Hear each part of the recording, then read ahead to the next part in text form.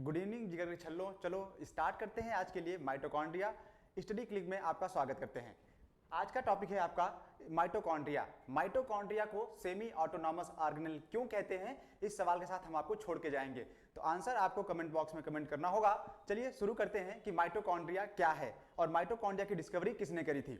अगर हम माइटोकॉन्ड्रिया की बात करें तो माइटोकॉन्ड्रिया के बारे में जैसा कि आप सभी जानते हैं कि माइटोकॉन्ड्रिया को power house of the cell कहा जाता है। Mitochondria power house of the cell है क्यों? क्योंकि mitochondria in the form of energy ATP का फॉर्मेशन करता है। एटीपी का फॉर्मेशन क्यों होता है, माइटोकॉन्ड्रिया की डिस्कवरी किसने करी थी, कहां पे करा था, कहां पे देखा था इसको, इन सब की शुरुआत हम लोग करेंगे यहाँ पे आज के पहले टॉपिक के साथ। Mitochondria mitochondria is the power house of the cell. Mitochondria first reported by discovered by Rudolf Kolliker. Rudolf Kolliker ने माइटोकॉन्ड्रिया सबसे पहले डिस्कवर करा था और उन्होंने माइटोकॉन्ड्रिया को 1880 में स्ट्रिएटेड मसल्स ऑफ इंसेक्ट में देखा था। इंसेक्ट के स्ट्रिएटेड मसल्स में जो है इन्होंने माइटोकॉन्ड्रिया को ऑब्जर्व करा। स्ट्रिएटेड मसल्स का मतलब यहां पे ये है कि माइटोकॉन्ड्रिया जो विंग्स होते हैं इंसेक्ट्स के, उसमें सबसे ज्यादा रिपोर्ट किया गया था। माइटोकॉन्ड्रिया को रुडोल्फ कोलिकर ने डिस्कवर किया। कुछ लोग नहीं मानते इस बात को, लेकिन हम लोग आगे बढ़ेंगे। Richard Altmann first describe mitochondria in 1890। Rudolf Kolliker ने इसको डिस्कवर करा था, लेकिन अल्टमान जी ने इसको जो है क्या दिया, डिस्क्राइब करा। लेकिन इन्होंने माइटोकॉन्ड्रिया को माइटोकॉन्ड्रिया टर्म या नाम नहीं दिया, इन्होंने माइटोकॉन्ड्रिया को बायोप्लास्ट नाम दिया था। तो हम लोग यहां पे मेंशन कर सकते थे, आपको यहां पे मेंशन करना होगा कि माइटोकॉन्ड्रिया को बायोप्लास्ट नाम किसने दिया। तो माइटोकॉन्ड्रिया को बायोप्लास्ट नाम दिया था अल्टमान ने। लेकिन इसके बाद फिर एक थर्ड साइंटिस्ट आए थे, सी बेंडा जी ने माइटोकॉन्ड्रिया को माइटोकॉन्ड्रिया नाम दिया और 1897 में then Bensley and Hoerr isolated mitochondria from liver cell in 1934 में बेंसले और हॉरर ने इन्होंने क्या किया, माइटोकॉन्ड्रिया को लिवर सेल से आइसोलेट करा। आइसोलेशन के बाद हम कहानी को आगे बढ़ाएंगे। Mitochondria are the site of oxidative phosphorylation that is the respiration. Mitochondria जो है आपका वो क्या है, ऑक्सीडेटिव फॉस्फोराइलेशन का एक सेंटर है, साइट है, जहां पे रेस्पिरेशन जैसी मुख्य भूमिका प्ले होती है वहां पे। और इसके रिजल्टेंट में आपको क्या मिलता है, एक क्रेब साइकिल वाली साइकिल चलेगी और रिजल्ट में आपको एटीपी का फॉर्मेशन मिलेगा। नेक्स्ट, साथ ही साथ में ये भी कहा गया है कि play a key role in apoptosis और program cell death. Program cell death को हम लोग एपोप्टोसिस के नाम से जानते हैं, जो बाद में कैंसर में यूज होगा। तो फिलहाल के लिए यहां पे इतने टॉपिक के साथ अगला टॉपिक है आपका कॉन्ड्रियोम या कॉन्ड्रियोसोम। कॉन्ड्रियोसोम किसे कहा गया, all the mitochondria present in a cell, एक सिंगल सेल में, एक यूकैरियोटिक सेल में, चाहे वो प्लांट सेल हो चाहे एनिमल सेल हो, अगर यूकैरियोटिक है, ट्रू न्यूक्लियस पाया जाता है उसके अंदर, it means nucleus covered by nuclear membrane, तब उसको हम क्या बोलेंगे, ट्रू न्यूक्लियस बोलेंगे, यूकैरियोट बोलेंगे। और उस एक यूकैरियोटिक सेल में आइदर प्लांट सेल और animal cell, the total number of mitochondria present in that cell known as chondriosome. तो कॉन्ड्रियोसोम के नाम से उसको हम जानते हैं। अगला एटीपी मिल। एटीपी मिल का मतलब है एटीपी की फैक्ट्री कहा जाता है, वहां पे एटीपी सिंथेसिस होती है। एटीपी क्या होता है आपके लिए, ATP mill in the cell और power house of the eukaryotic cell. ATP is also known as biological energy currency. ये पॉइंट आपके लिए सबसे महत्वपूर्ण होगा कि माइटोकॉन्ड्रिया को हम लोग माइटोकॉन्ड्रिया, माइटोकॉन्ड्रियन, ये जो टर्म्स हैं आपके लिए, आपको पता है कि माइटोकॉन्ड्रियन टर्म क्या है। माइटोकॉन्ड्रियन टर्म जो है ये सिंगुलर है और माइटोकॉन्ड्रिया प्लूरल टर्म में हम यूज करते हैं। तो माइटोकॉन्ड्रिया इज नोन एज या ATP is also known as biological energy currency. इसको हम लोग क्या कहते हैं, एनर्जी का करेंसी भी कहते हैं, और कई बार इसको क्वाइन ऑफ एनर्जी भी कहा गया है।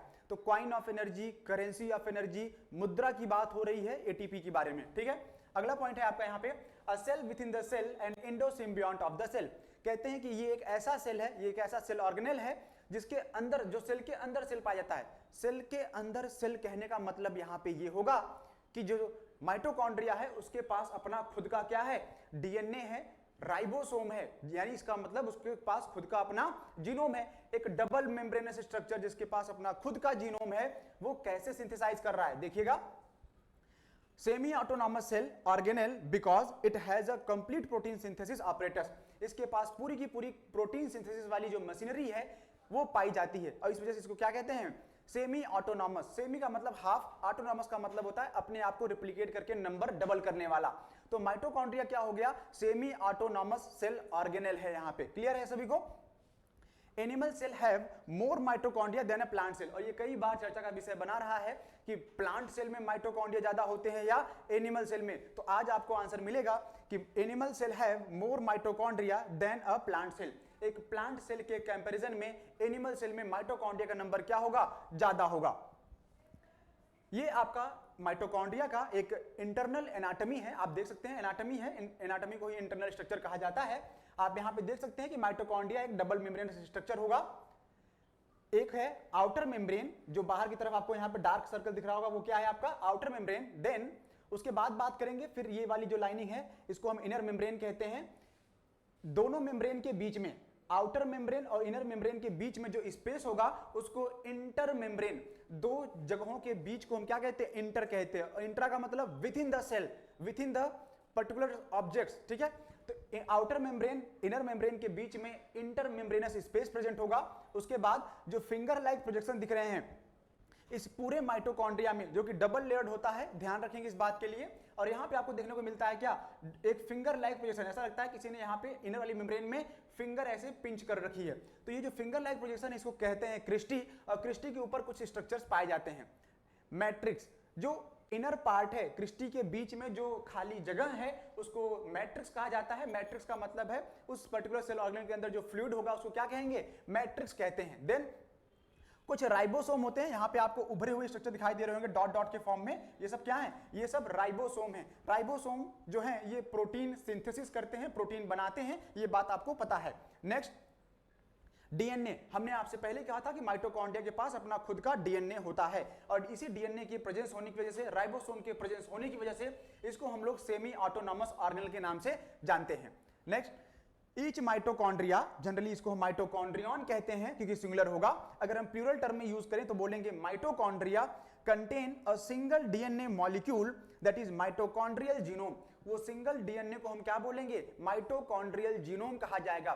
Genome is the total number of DNA, total number of set of DNA present in a single cell is known as genome. तो इस सिंगल सेल में जो प्रेजेंट होता है टोटल नंबर ऑफ डीएनए, उसको हम जीनोम के नाम से जानते हैं। तो यहाँ पे माइटोकॉन्ड्रिया के पास अपना खुद का जीनोम है that present in multiple copies, जो सिर्फ एक कॉपी में नहीं मल्टीपल कॉपीज में पाया जा सकता है। तो जितने भी येलो कलर के डॉट्स थ्रेड लाइक दिखाई दे रहे हैं आपको, ये सब के सब क्या है, डीएनए हैं। ये आपके माइटोकॉन्ड्रिया का एक 3D मॉडल है जिसको आप देख सकते हैं। Power house of the cell कहा जाता है। Each cell contain numerous mitochondria, एक ही सेल के पास एक माइटोकॉन्ड्रिया नहीं होगा। अगर एक यूकैरियोटिक सेल आप ड्रॉ करते हैं, एक न्यूक्लियस होगा सेंटर पे, उसके बगल में एंडोप्लाज्मिक रेटिकुलम, लेकिन ध्यान रखेंगे माइटोकॉन्ड्रिया का नंबर मल्टीपल हो सकता है क्योंकि इसके पास सेमी ऑटोनॉमस ऑर्गेनल है, डीएनए प्रेजेंट है, राइबोसोम प्रेजेंट है, मशीनरी है पूरी प्रोटीन सिंथेसिस की, तो ये अपना नंबर डबल कर लेगा जरूरत पड़ने पर। But only one copy of its nuclear genome, इसका अपना जो न्यूक्लियर जीनोम होगा सिर्फ एक होगा, लेकिन several copies of mitochondrial genome पाया जाएगा। तो आपको स्लाइड कैसी लगी ये कमेंट बॉक्स में कमेंट करिएगा, और साथ ही साथ में आपको दूसरे सवाल के साथ हम छोड़ जाएंगे। यहां पे बताइएगा कि क्या माइटोकॉन्ड्रिया ही सिर्फ एक सेमी ऑटोनॉमस ऑर्गेनल है जो यूकैरियोटिक सेल में पाया जाता है, या फिर कमेंट करिए और बताइए कि माइटोकॉन्ड्रिया के अलावा वो कौन से सेल ऑर्गेनल्स हैं या वो कितने सेल ऑर्गेनल्स हैं जिनको हम सेमी ऑटोनॉमस ऑर्गेनल कहते हैं। Thank you.